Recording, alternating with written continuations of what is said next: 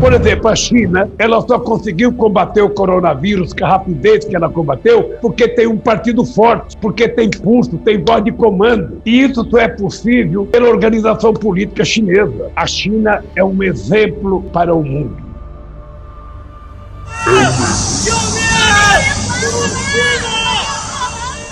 Mas eu tenho muita fé e muita esperança que nós vamos conseguir fazer isso a partir de 2022.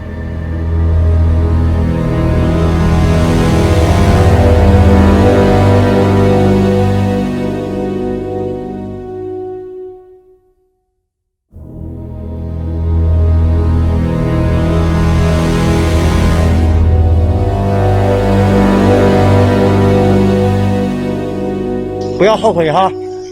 我干嘛啦？你干嘛啦？口罩戴了吗？ Maravilha, maravilha, André P. Souza para mais um vídeo especial para você.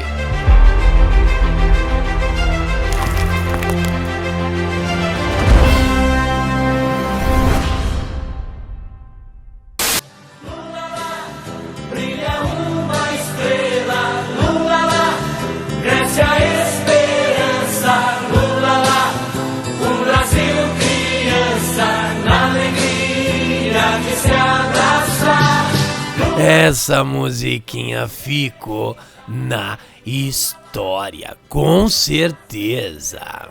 Luiz Inácio Lula da Silva, nascido em 1945, foi o 35º presidente do Brasil, eleito democraticamente nas urnas e que governou o país durante 2 mandatos, entre 2003 e 2011. Foi também um líder sindical e um dos fundadores do Partido dos Trabalhadores. Nascido em Pernambuco em 1945, sendo o 7º de 8 filhos, teve uma vida muito pobre, se não até mesmo miserável. Em 52, juntamente com sua mãe e irmãos, vem para São Paulo de forma precária e somente com as roupas do corpo e muito pouca bagagem. Muito pouca não tem, né? É só pouca bagagem. Se instalando na cidade do Guarujá a princípio e em 56 mudaram para o Ipiranga, em São Paulo. Lula era um cara esforçado e trabalhador, na época, claro, né?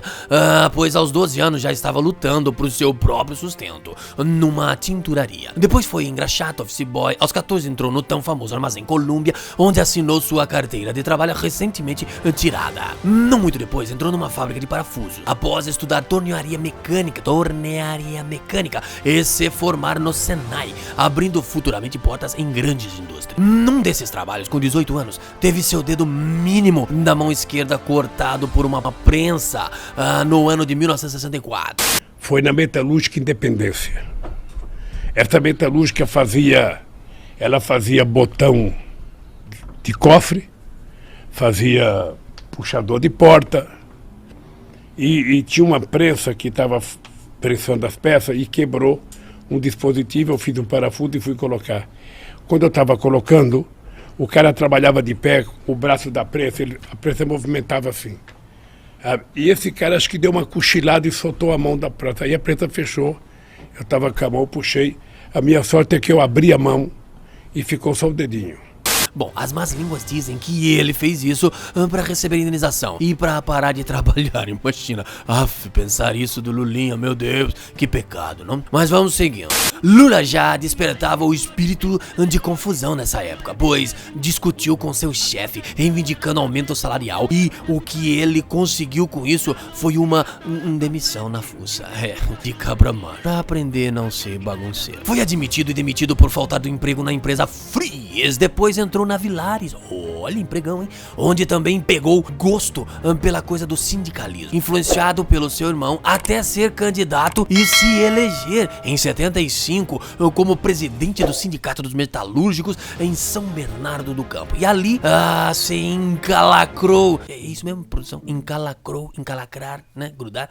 Bom, enfim, agarrou de unhas e dentes por 10 anos no cargo, comandando greves e dando seu showzinho de liderança anarquista que parou a fábrica, mais de 180 mil discípulos do maluca que vieram na sombra do Lulinha bagunceiro. A coisa parecia que ia longe mesmo com as arruaças do nordestino Arretádio, porque em 1980 ele fundou, lançou o famoso e persistente, teimoso, enfadonho Partido do PT, que diz que é dos trabalhadores, né?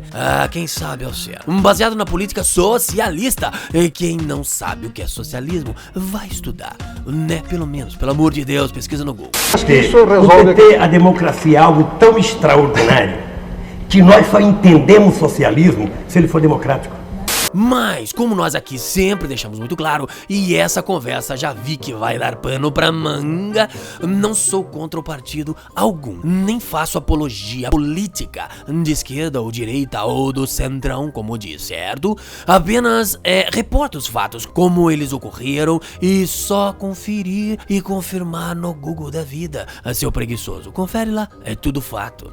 Mas, já que eu parei de falar um pouquinho, aproveita e dá um likezão com a mesma garra do nosso Che Guevara brasileiro. Vai lá, que até as eleições dá tempo, curte, compartilha e se inscreve no canal e tudo mais.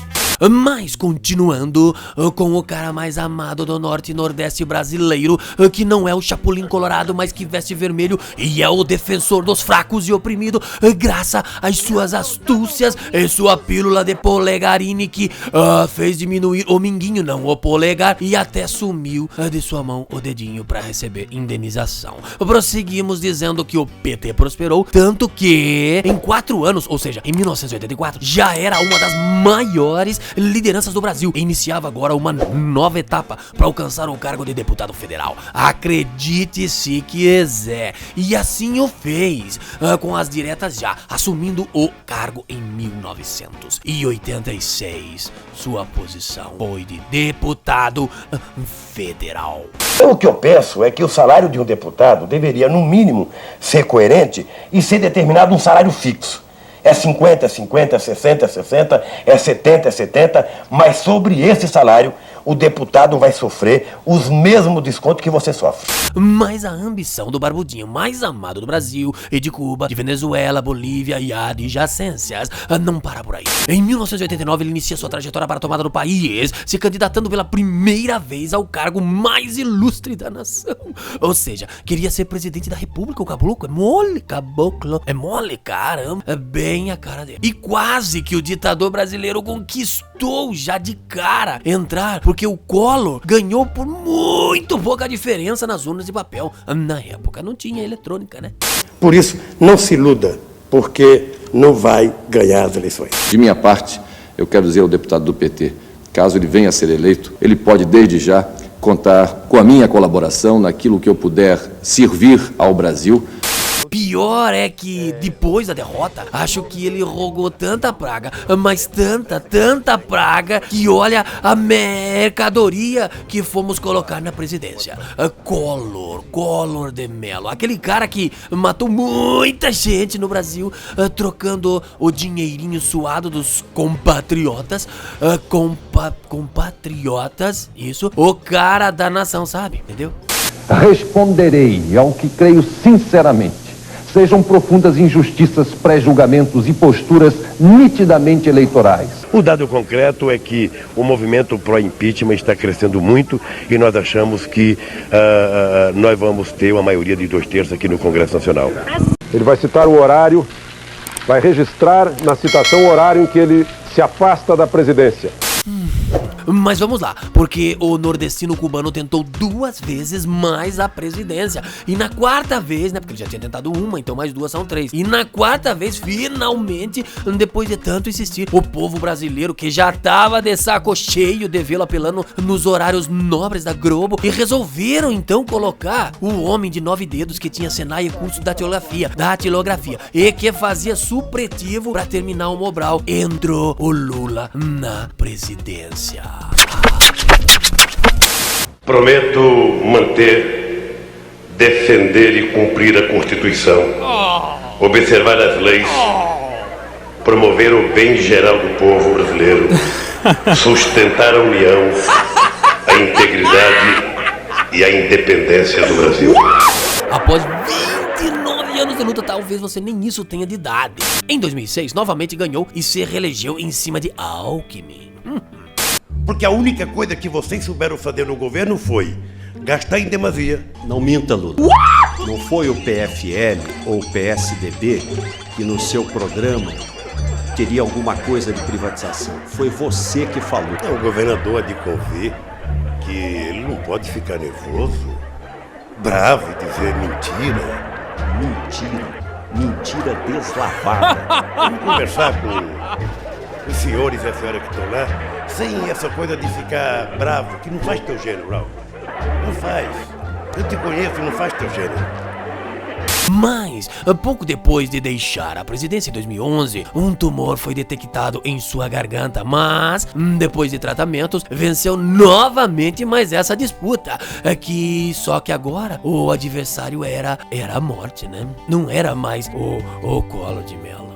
Lula teve história, aceitação em seus 2 mandatos com grandes avanços. Porém, seus escândalos e a corrupção se infiltrou em seu governo. Foi o líder do Brasil com maior oportunidade de passar para a história com seus grandes feitos, priorizando política para os mais pobres, mas o espírito de porco entrou e ele perdeu a chance de virar o ícone brasileiro, o famoso salvador da pátria. Depois disso, literalmente a casa caiu e ele teve que colocar a barba de molho, entendeu? A barba. Lula foi o primeiro presidente da república condenado por corrupção passiva e lavagem de dinheiro. Que vergonha. E no dia 12 de julho de 2017, o nosso querido Serginho Moro meteu o ex-presidente na cadeia, onde foi julgado a 9 anos e 6 meses de prisão. Mas a coisa ia ficar embestiada nos próximos capítulos. Mais ainda, veja que confusão judicial. No dia 24 de janeiro de 2018, o Tribunal Regional Federal confirmou a condenação de Lula e ainda aumentou sua pena para 12 anos de prisão. E na madrugada do dia 5 de abril de 2018, o mesmo Supremo Tribunal Federal rejeitou os habeas corpus preventivo que garantia a sua liberdade. Se tem um brasileiro que deseja contar a verdade, sou eu. No mesmo dia, uma ordem de prisão expedida pelo juizinho Serginho Morinho deu a Lula o prazo de se apresentar na Polícia Federal de Curitiba até às 17 horas de sexta-feira para começar a cumprir a pena. Eu preciso provar que o juiz Moro não era juiz, era um canalha que estava me julgando.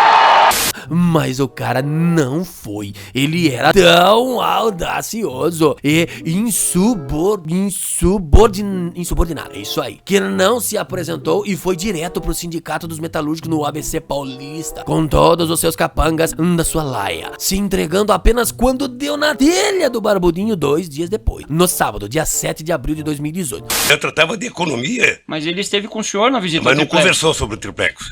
Ele não conversou com o senhor sobre o triplex no dia em que ele... Tá vendo? Já foi dito. Quer dizer, há uma insistência na pergunta. As suas condenações foram por lavagem de dinheiro, corrupção passiva, no caso do triplex Guarujá, por ter recebido 14 milhões de propina, tráfico de influência, depois mais ainda corrupção passiva e lavagem de dinheiro dentro do BNDES, para beneficiar a construtora Odebrecht, a Operação Zelotes, que apurou a compra de caças suecos. Meu Deus, mas nem o Brasil tem. Denunciado também por lavagem de dinheiro e tráfico de influências, produção, por fazer parte de uma organização criminosa junto com os outros integrantes do PT que fraudaram a Petrobras e deixaram um rombo sem precedentes na história do país, por beneficiar a construtora Odebrecht, que colocou à disposição do PT 64 milhões em troca de decisões do governo que favorecesse a empresa. Meu Jesus amado. Depois ainda seus discípulos malucos do cabeça oca e barbudinho perguntam: qual acusação tem contra nosso Lulinha?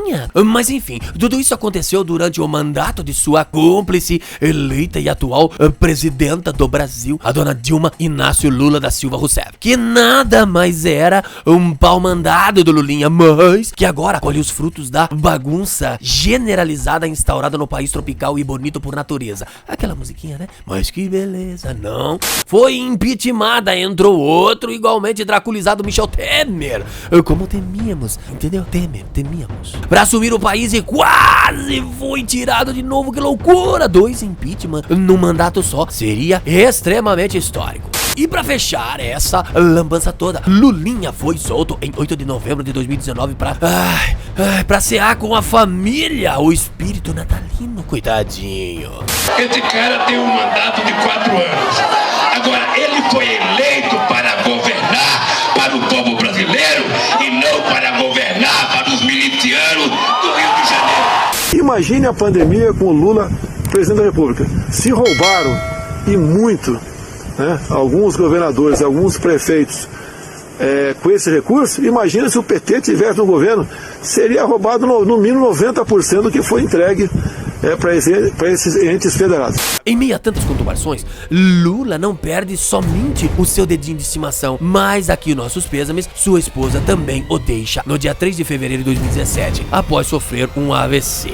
Lula não é o Amado Batista, mas é o amado do Brasil. E como ele anda hoje? Pasmem, continua fazendo o que sabe de melhor, tentando entrar de novo na presidência do Brasil, e deixou claro o seu recado nas redes sociais acerca de implantar em nosso país, o Brasil, um regime mais tranquilinho do mundo, sabe? Algo assim parecido com o regime da China. Eu sei o que foi o esforço que nós fizemos para que a gente pudesse ocupar o mercado chinês. E é por isso que nós temos que tratar os chineses com respeito.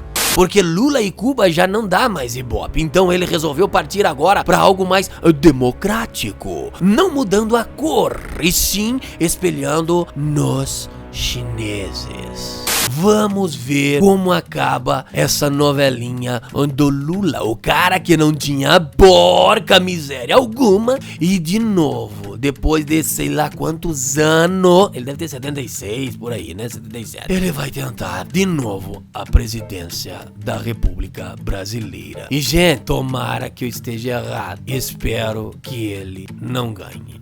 Retornando nossas lembranças, a musiquinha, aquela lá do começo, lembra? E que grudou na nossa cabeça na década de 80 e 90. Toca a musiquinha do Lula, toca.